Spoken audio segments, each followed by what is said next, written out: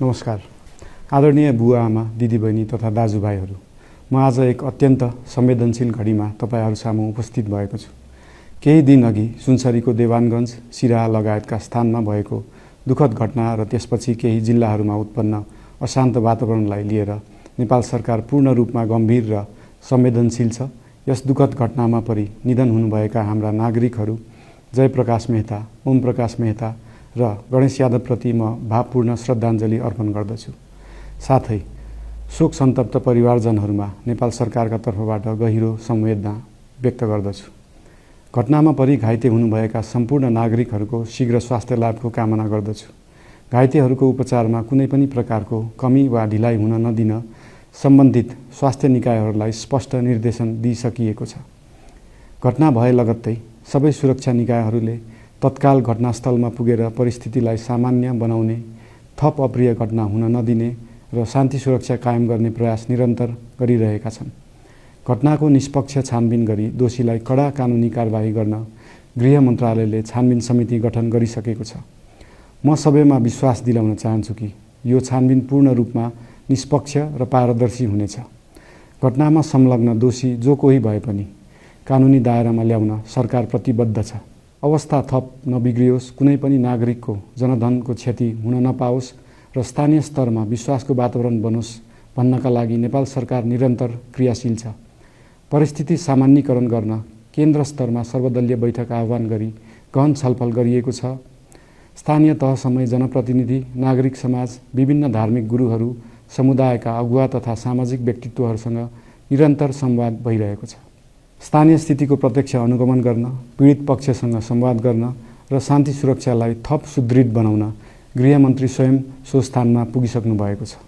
साथै देशको समग्र शान्ति सुरक्षाको अवस्थाबारे गम्भीर समीक्षा गर्न राष्ट्रिय सुरक्षा परिषदको बैठक बसी परिस्थिति अनुसारका आवश्यक निर्णयहरू समेत गरिसकिएको छ। यस्तो संवेदनशील घडीमा सामाजिक सञ्जाल वा अन्य माध्यमबाट असत्य, अपुष्ट सूचना, अफवाह, घृणा फैलाउने सामग्री वा समुदायबीच वैमनस्य बढाउने अभिव्यक्ति प्रचार प्रसार नगराउन अनुरोध गर्दछु। साथै सरकारी निकायहरूबाट जारी भएका आधिकारिक तथ्य र सूचना मात्र विश्वास गर्न विशेष आग्रह गर्दछु। प्रत्येक नागरिकको जीवधनको रक्षा गर्नु, सामाजिक सद्भाव जोगाउनु र समाजमा शान्ति कायम राख्नु राज्यको सर्वोच्च र प्राथमिक दायित्व हो। आगामी दिनमा पनि राज्य थप सतर्क र संवेदनशील रहनेछ। प्रत्येक नागरिकको जीवन सुरक्षाका लागि सरकारका सम्पूर्ण संयन्त्रहरू अहोरात्र खटिनेछन्। शान्ति सुरक्षा भङ्ग गर्ने, अराजकता फैलाउने वा हाम्रो सदियौं पुरानो सामाजिक सद्भाव, सहिष्णुता र भाइचारा खलबलाउने कुनै पनि क्रियाकलापप्रति सरकार पूर्ण रूपमा सचेत छ र यस गतिविधिमाथि कडा कदम चालिनेछन्।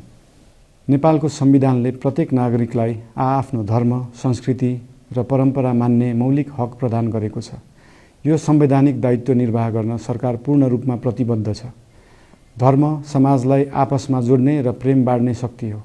संसारको कुनै पनि धर्म वा संस्कृतिले हिंसा, घृणा र विभाजन सिकाउँदैन। सबै धर्मको मूल सार करुणा, दया, प्रेम र शान्ति नै हो। देशको कुनै एक स्थानमा भएको अनपेक्षित र दुःखद घटनालाई लिएर कुनै सिङ्गो समुदायलाई आरोपित गर्नु र देशका अन्य भूभागमा समेत त्यसको प्रतिशोधको आगो फैलाउनु कुनै पनि दृष्टिकोणबाट न्यायोचित वा न्यायसङ्गत हुन सक्दैन। आदरणीय बुवा आमा, दिदीबहिनी तथा दाजुभाइहरू, हाम्रो इतिहास साक्षी छ कठिनभन्दा कठिन र अप्ठ्यारो परिस्थितिमा पनि आपसी एकता, सहिष्णुता र विवेक नै हाम्रो सबैभन्दा ठूलो शक्ति बनेका छन्। हामी सबैले जिम्मेवार नागरिकको भूमिका निर्वाह गर्दै यो सुन्दर र शान्त नेपाली आकाशमा मडारिएको अशान्तिको बादल हटाउनु पर्नेछ। हम आम नागरिक समाज, धार्मिक समुदाय, सब आदरणीय अगुवा, सब राजनीतिक दल आ जिम्मेवार संचार के माध्यम सबके धैर्यता आ संयमता अपना के शांति, सद्भाव, भाईचारा आ राष्ट्रीय एकता कायम राख के लेल सरकार के तरफ से हार्दिक अपील कर रहल छी। धन्यवाद।